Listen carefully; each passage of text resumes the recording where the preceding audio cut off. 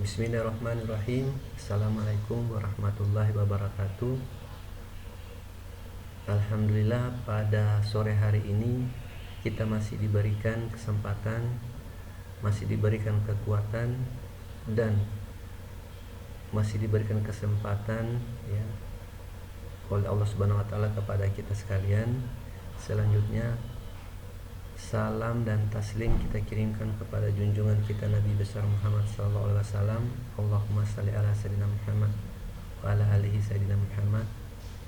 Ya, baik adik-adik sekalian, pada sore hari ini atau pada hari ini kita akan melanjutkan proses perkuliahan ya, mata kuliah statistik sosial, di mana materi ini sebelumnya sudah disampaikan minggu yang lalu berupa ya penyampaian rencana program semester atau rencana pembelajaran semester yang dikenal dengan istilah RPS, dan gambaran umum ya tentang pengertian statistik sosial, pengertian tentang statistik.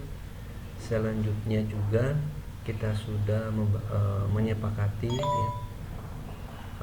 kaidah-kaidah atau tata cara atau tata tertib di dalam proses perkuliahan statistik sosial ini ya, yang lalu kita sudah sepakati.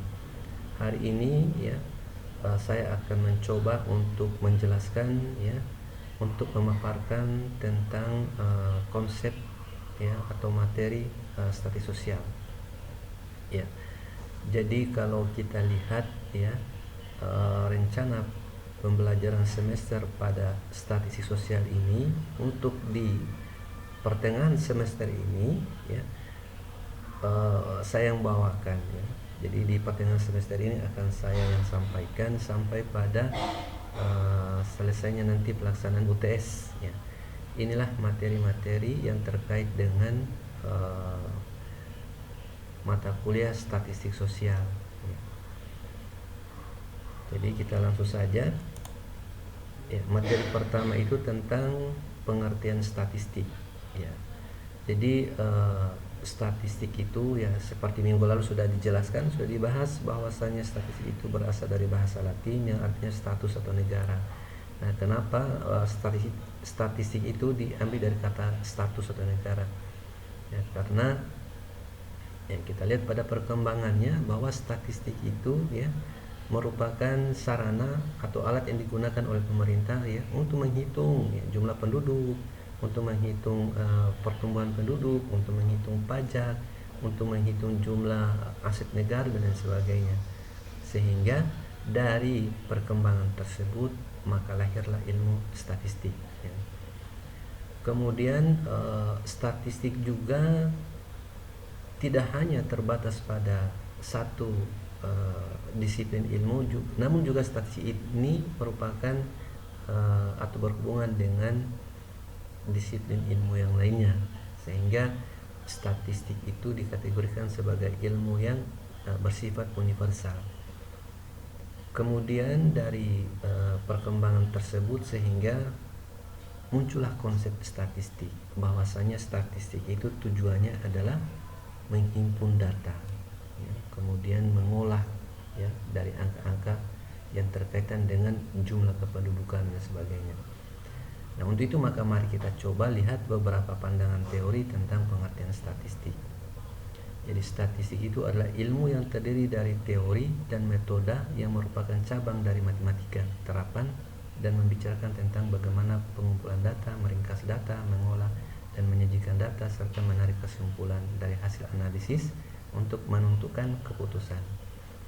Jadi Sujana ini menekankan bahwa ternyata statistik itu merupakan bagian dari ilmu matematika terapan, di mana di matematika juga sudah ditegaskan ya bagaimana cara ya, mengumpulkan data, bagaimana data-data atau angka-angka itu dikumpulkan, kemudian diringkas, lalu diolah ya.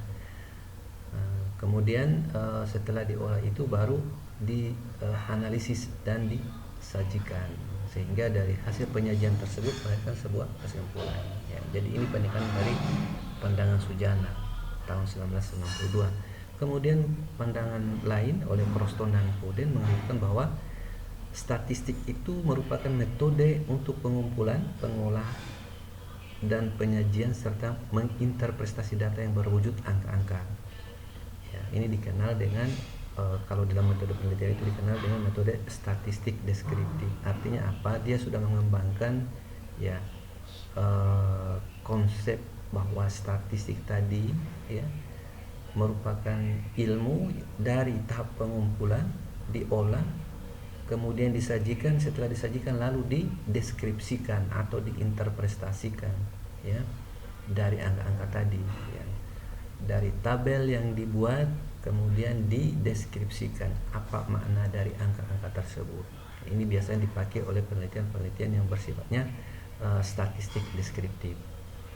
Kemudian Anderson dan Bancroft ya, ilmu dan seni sebagai metode untuk pengumpulan, pentabulasian dan menginterpretasikan data kuantitatif untuk menarik kesimpulan, dapat menetapkan estimasi perkiraan dengan menggunakan penalaran induktif yang didasarkan pada probabilitas atau teori peluang ya.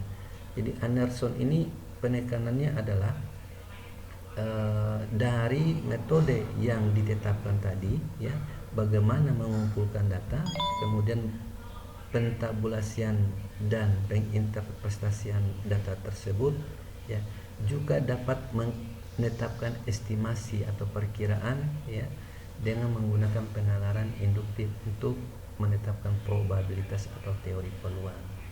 Jadi konsep dari Anderson dan Bancroft ini dia lebih menekankan bagaimana pengguna statistik itu digunakan sebagai alat untuk mengestimasi atau meramalkan ya, atau untuk menguji apakah hipotesis itu diterima atau tidak, yang dikenal dengan pendekatan statistik statistik kuantitatif atau statistik inferensial ya. Jadi selanjutnya menurut Kirk and Ellison, dia menemukan bahwa statistik merupakan a collection of numerical fact expressed in summarizing systematic method of dealing with data, a tool for collecting, organizing and analysis numerical fact and all observation that are collected in accordance with a systematic plan. Ya, jadi beliau ini menegaskan bahwa ya dari kumpulan angka-angka tadi diekspresikan melalui ya pernyataan atau metode yang dimana itu harus ditetapkan dan diambil dari data atau kategori-kategori yang sifatnya dikoleksi. Data tadi diambil dari pengumpulan data, kemudian dibuatkan toolsnya, kemudian dikelola atau diorganisasi, kemudian dianalisis ya dari angka-angka tadi, lalu diamati apakah data ini ya sesuai dengan rencana atau tidak ya. Jadi kalau kita lihat dari pandangan Kirk W. Ellison ini, dia menekankan bahwa statistik itu merupakan alat yang digunakan untuk menafsirkan ya angka-angka itu untuk mengetahui apakah angka-angka itu sesuai dengan harapan atau tidak, atau sesuai dengan rencana atau tidak. Inilah yang bersifat penelitian inferensial atau menguji hipotesis ya, gitu. Nah, kemudian pandangan Stuyvesant Hadi ya, ada dua batasannya di sini ya. Kita lihat batasan khususnya. Statistik digunakan untuk menunjuk angka-angka pencatatan dari suatu kejadian atau kasus tertentu. Ya, jadi penekanannya di sini bahwa ketika ada angka-angka ya, itu sudah dikategorikan statistik ya. Bagaimana angka itu diolah. Ya. Selanjutnya dari beberapa pandangan ahli ini kita simpulkan bahwa statistik itu merupakan ilmu yang mempelajari seluk-beluk data yang berkaitan dengan pengumpulan, pengolahan, ya, penganalisisan, penafsiran dan penarikan kesimpulan dari data yang berbentuk angka-angka. Ya, jadi inilah kesimpulan bahwasanya statistik itu merupakan ya ilmu yang mempelajari tentang ya seluk-beluk data Jadi kalau kita bicara data itu sebenarnya ya secara pengertian kategori data itu ada dua, ada yang berbentuk angka, ada yang berbentuk kata. Jadi di sini maknanya adalah kumpulan dari beberapa data, artinya baik itu berupa angka-angka, kemudian angka-angka tadi ditafsirkan dalam bentuk kata-kata, mungkin seperti itu. Ya, jadi segala sesuatu yang berkaitan dengan data kemudian itu diolah, disajikan, ya, dan dianalisis, kemudian diinterpretasikan sehingga melahirkan satu kesimpulan atau satu keputusan ya dari penafsiran angka-angka tersebut. Selanjutnya kita lihat karakteristik ciri statistik ya. Jadi kalau kita lihat karakteristik dan ciri statistik di sini ya dibagi ada beberapa unsur ya. Yang pertama, statistik itu bekerja dengan angka-angka, meliputi angka statistik sebagai jumlah atau nilai atau frekuensi ya. Kemudian angka statistik sebagai nilai mempunyai inti data kualitatif yang diwujudkan dalam angka. Ya, jadi artinya bahwa yang poin yang pertama ini yang A menegaskan bahwa statistik itu merupakan angka-angka atau jumlah ya atau nilai atau frekuensi. Ketika ada beberapa angka kemudian dijumlah ya atau dinilai, itu sudah merupakan kegiatan statistik, karakteristik. Kemudian disajikan dalam bentuk frekuensi atau tabel, itu sudah bagian daripada ciri statistik. Kemudian yang B ya, poin yang B, angka statistik sebagai nilai mempunyai inti data kualitatif yang diwujudkan dalam angka. Ya, cirinya juga dilihat jika ada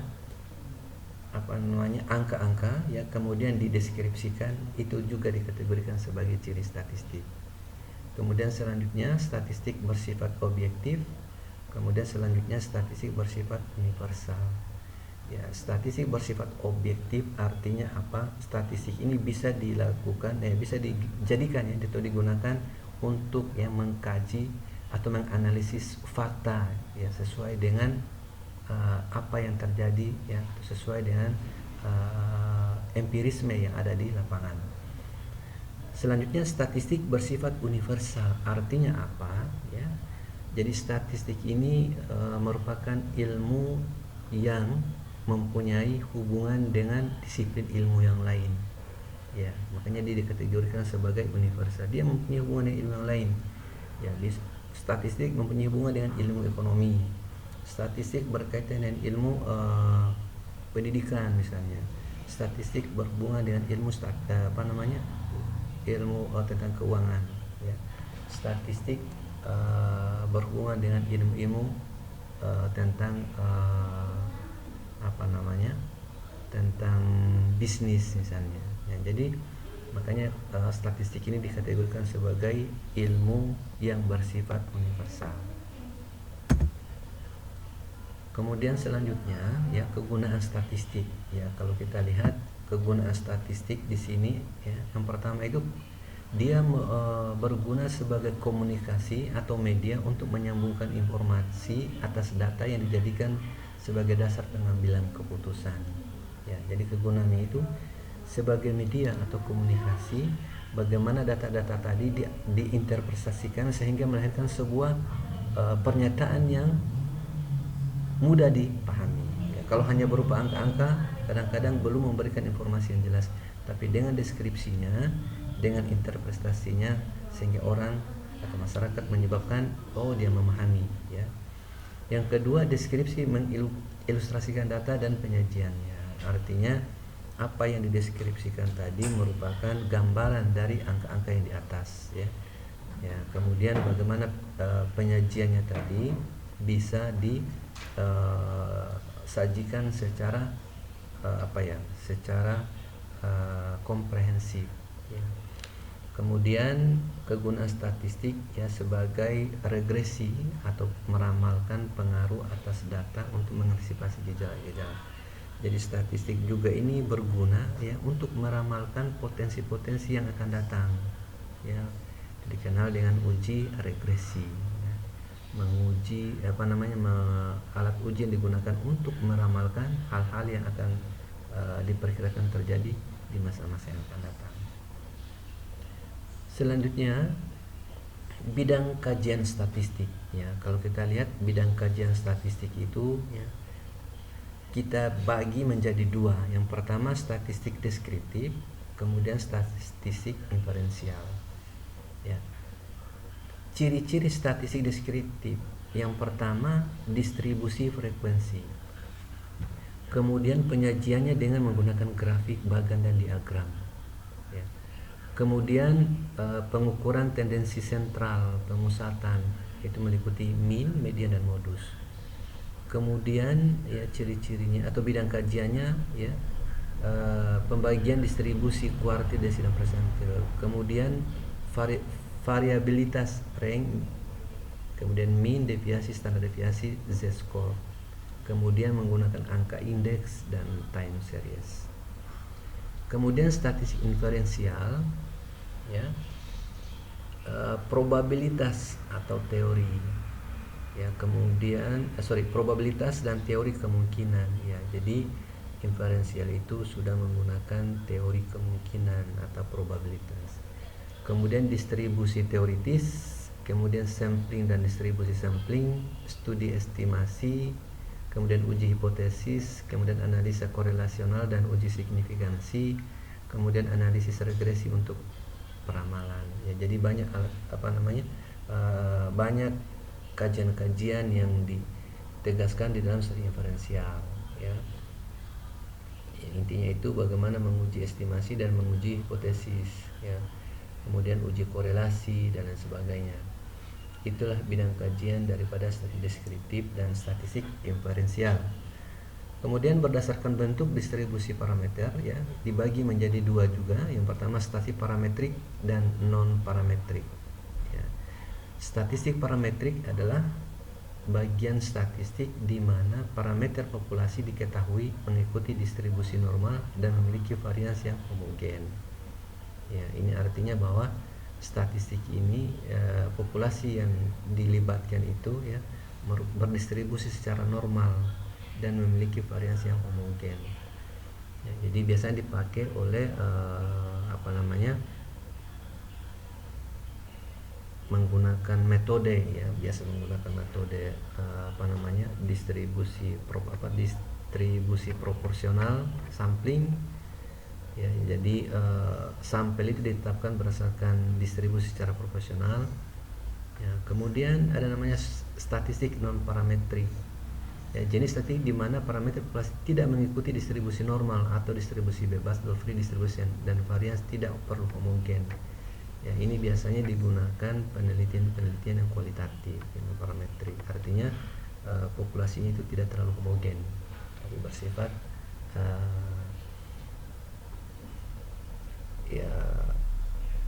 bersifat lawannya homogen gitu kira-kira ya, heterogen ya. Oke, saya kira untuk materi kita pada kesempatan hari ini saya kira cukup ya. Nanti minggu depan kita masuk pada penyajian data ya. Mudah-mudahan di kesempatan berikutnya kita bisa menyajikan tentang ya bagaimana data itu himpun ya, dikumpulkan ya, kemudian dibuatkan tabulasi ya, kemudian grafik ya, kemudian kita analisis ya, kemudian nanti kita akan masuk ke teknik kedokteran. Saya kira demikian pertemuan kita pada sore hari ini. Di bidang perasaan mohon maaf. Assalamualaikum warahmatullahi wabarakatuh. Mohon maaf untuk sementara diskusi kita hari ini belum ada. Nanti untuk diskusi ya, kalau ada hal-hal yang ingin mau ditanyakan silakan ditampung ya. Nanti minggu depan kita akan bahas kira-kira apa yang ingin ditanyakan materi ini hari ini. Oke, saya kira demikian. Mohon maaf sekali lagi ya. Assalamualaikum warahmatullahi wabarakatuh.